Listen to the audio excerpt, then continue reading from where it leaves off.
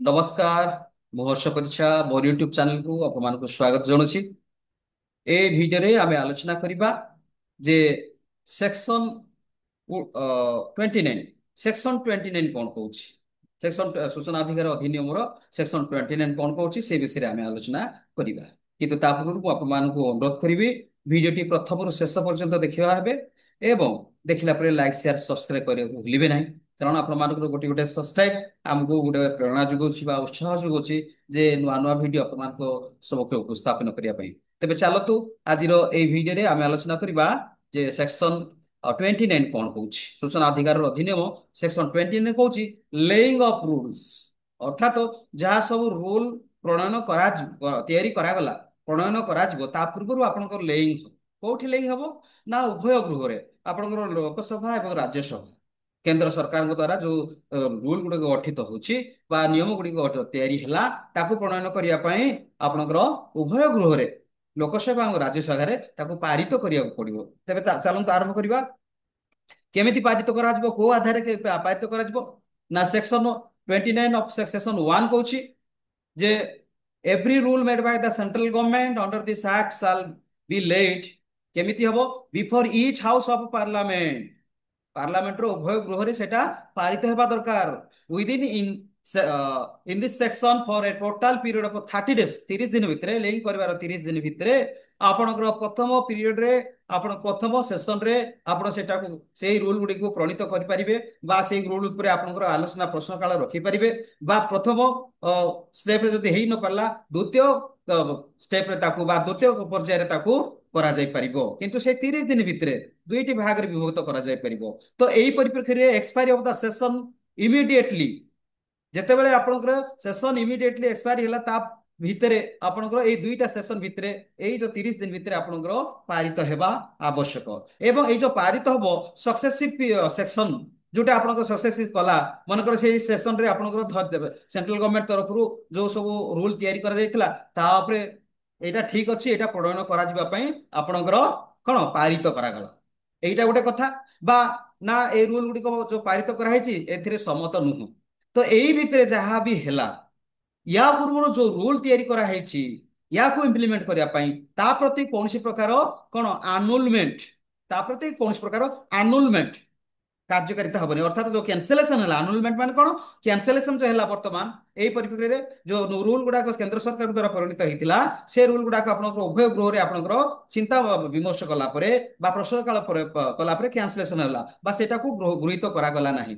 Cancellation ଯଦି ହେଲା ପୂର୍ବରୁ previous Dan under that rule ସେ ରୁଲ ଗୁଡାକ ପ୍ରତି କୌଣସି ପ୍ରତିକୂଳ ପ୍ରଭାବ ପକେଇ ପାରିବ ନାହିଁ ଯଦିଓ ଏଇଟା ଆନୁଲମେଣ୍ଟ ହେଲା।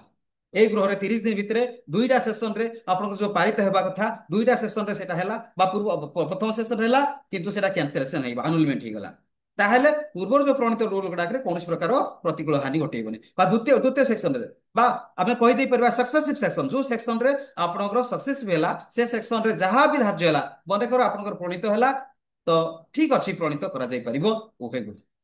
এইটা গলা কেন্দ্র সরকারଙ୍କ দ্বারা এই ସୂଚନା ଅଧିକାର ଅଧିନିୟମକୁ ତିଆରି କରିବା ମାନେ ଇମ୍ପ୍ଲିମେଣ୍ଟ କରିବା ପାଇଁ ଯୋଉ ସବୁ ରୁଲ ଗୁଡାକ ପ୍ରଣୀତ କରାଯାଉଛି ବା ତିଆରି କରାଗଲା ଉଭୟ ଗୃହରେ ଲେ ଡାଉନ ହେବାକୁ ପଡିବ ଲୋକସଭା ରାଜ୍ୟସଭାରେ। ତାପରେ ସେଇଠି ଯଦି ଆପଣଙ୍କର ପାରିତ ହେଇ ସାରିଲା 30 ଦିନ ଭିତରେ ଦୁଇଟି କାଳାବଧି ମଧ୍ୟରେ 30 ଦିନ ମଧ୍ୟରେ ଏବଂ ଦୁଇଟି କାଳାବଧି ମଧ୍ୟରେ ଯୋଉ ପାରିତ ହେଲା ପରେ ଯାହା ବି ଆପଣଙ୍କର ଆସିଲା ଆପଣଙ୍କର କ୍ୟାନ୍ସର ଆନୁଲମେଣ୍ଟ ହେଲା କି ଆପଣଙ୍କର ସକ୍ସେସିସ୍ ହେଲା ବା ତାକୁ ପ୍ରଣୀତ କରାଗଲା ସେ ଅନୁସାରେ କାର୍ଯ୍ୟକାରୀ କରାଯିବ। କିନ୍ତୁ ଅନୁଲମେଣ୍ଟ ଯଦି ହେଇଗଲା ବା କ୍ୟାନସେଲେସନ ହେଇଗଲା ଏଇ କାଳାବଧି ମଧ୍ୟରେ ଦୁଇଟି କାଳାବଧି ମଧ୍ୟରେ 30 ଦିନ ଭିତରେ ତାହେଲେ ପୂର୍ବରୁ ଥିବା previously done under that rule ରେ କୌଣସି ପ୍ରକାର ପ୍ରତିକୂଳ prejudice to the validity of the anything previously done under the rule, ଅର୍ଥାତ ୟା ପୂର୍ବରୁ ଯୋଉ ସବୁ ରୁଲ ଥିଲା ତା ପ୍ରତି କୌଣସି ପ୍ରତିକୂଳ ହାନି ଘଟେଇ ପାରିବ ନାହିଁ।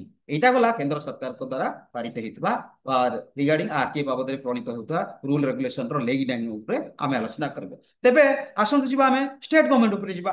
Every rule made under this act by state government shall be laid and as soon as may be after it's notified before the state legislature, ବିଧାନ ମଣ୍ଡଳରେ ଆମର ବିଧାନ ସଭାରେ ଏଇଟାକୁ ଅତି ଶୀଘ୍ର ଯଥାଶୀଘ୍ର ପାରିତ କରିବା ଦରକାର। ଯେତେବେଳେ ଆପଣଙ୍କର କେନ୍ଦ୍ର ସରକାରଙ୍କ ଠାରୁ ଏଇ ରୁଲ ଗୁଡାକ ଆସିଗଲା ତାପରେ ଆମର ରାଜ୍ୟ ସରକାରଙ୍କ ଦ୍ୱାରା ইমপ্লিমেন্ট করা রাজ্য সরকার দ্বারা বশীভূত আমার যে সব ফেসিলিটি অছি, যে সব ক্রাইটেরিয়া অছি, যে সব ক্রাইটেরিয়া নেকি আমি ভাবুছে যে কম্পিটেন্ট অথরিটি ভাবিবা দরকার বা কম্পিটেন্ট অথরিটি ভাবুছি যে কেউ আকারে ইয়াকে ইমপ্লিমেন্ট করা যাই পারিব, কেন্দ্র সরকারଙ୍କ রুল অছি এই প্রকারে, আমি তার প্রতিকূল হানি ন হটেকি আমি ইয়াକୁ কেমিতি আউ ভাল ভাবে করিপারিবা, আমি রাজ্য সরকার হিসাবে সেটা রুল গঠন করিপারিবে বা তৈরি করিপারিবে। কিন্তু রুল যেতবে প্রণীত কলা গভর্নমেন্ট অফ ওড়িশা বা স্টেট গভর্নমেন্ট রুল প্রণীত কলা, রুল তৈরি কলা, গেজেট নোটিফিকেশন রুল তৈরি কলা, তাহলে শীঘ্র শীঘ্র আপনার কোন স্টেট লেজিসলেশন নোটিফাইড করিবার ଅଛି, নোটিফাইড করে ଅଛି বা পারিত করে ଅଛି, আপনার বিধানমণ্ডଳରେ বা স্টেট লেজিসলেশନରେ পারিତ କରିବା দরকার। সিধা କହିବାକୁ ଗଲେ ଯୋଉ ଅଛି ରୁଲ ଗୁଡାକ ତିଆରି କରାହେଇଛି ଆମର ବିଧାନସଭାରେ ସେଇଟାକୁ ଗୃହୀତ ହେବା ଆବଶ୍ୟକ। ତ ଏଇଟା ହଉଛି ପ୍ରକୃତ ପକ୍ଷେ ଲେଇଂ ଅଫ୍ ରୁଲ୍ସ, ଯୋଉ ଆରଟିଏ ବାବଦରେ ଅଧିସୂଚନା ବାବଦରେ ଆରଟିଏ ବା ସୂଚନା ଅଧିକାର ଅଧିନିୟମର ଅଧିସୂଚନା ବାବଦରେ ଯୋଉ ସବୁ ରୁଲ୍ସ ଗୁଡାକ ତିଆରି କରାହେଲା ଗଭର୍ଣ୍ଣମେଣ୍ଟ ଅଫ ଇଣ୍ଡିଆ ଦ୍ୱାରା ଏବଂ ଷ୍ଟେଟ ଗଭର୍ଣ୍ଣମେଣ୍ଟ ଦ୍ୱାରା, ତାକୁ ଶୀଘ୍ର ଶୀଘ୍ର ହାଉସ ରେ ପାରିତ କରିବା ଦରକାର। ଯଦି ପାରିତ ହେଲା ବା ପ୍ରଶ୍ନକାଳ ଭିତରେ ସେଇଟା ଆପଣଙ୍କର କାଳାବଧି ମଧ୍ୟରେ ସେଇଟା ପାରିତ ହେଇଗଲା, ତାହେଲେ ସେଇଟାକୁ ଗ୍ରହଣযোଗ୍ୟ କରାଗଲା ଏବଂ ସେଇଟା ପ୍ରଣୀତ ହବ ଏବଂ ସେ ରୁଲ ରେଗୁଲେସନ ଅନୁସାରେ ବା ଗାଇଡଲାଇନ ପ୍ରକାରେ ଆପଣଙ୍କର କାର୍ଯ୍ୟକାରିତା ହବ ବା ସୁଚାରୁ ରୂପେ ଇମ୍ପ୍ଲିମେଣ୍ଟେସନ ହେବାରେ ସହାୟତା ହେଇପାରିବ। ଏଇଟା ଥିଲା ଆଜିର ଅ, ବିଷୟବସ୍ତୁ। ତ ମୁଁ ଆପଣମାନଙ୍କୁ ଅନୁରୋଧ କରିବି, ଆପଣମାନେ ନିଶ୍ଚିତ ଭାବରେ ଏଇଟା ଜାଣିଥିବେ, ବୁଝିଥିବେ ଏବଂ ଭିଡ଼ିଓ ଦେଖିଥିବେ, ତେଣୁ ଆପଣମାନଙ୍କୁ ଧନ୍ୟବାଦ ଦଉଛି ଏବଂ ଅଧିକ ମାତ୍ରାରେ ଲାଇକ୍ ସେୟାର ସବସ୍କ୍ରାଇବ କରିବେ। Thank you so much. ନମସ୍କାର।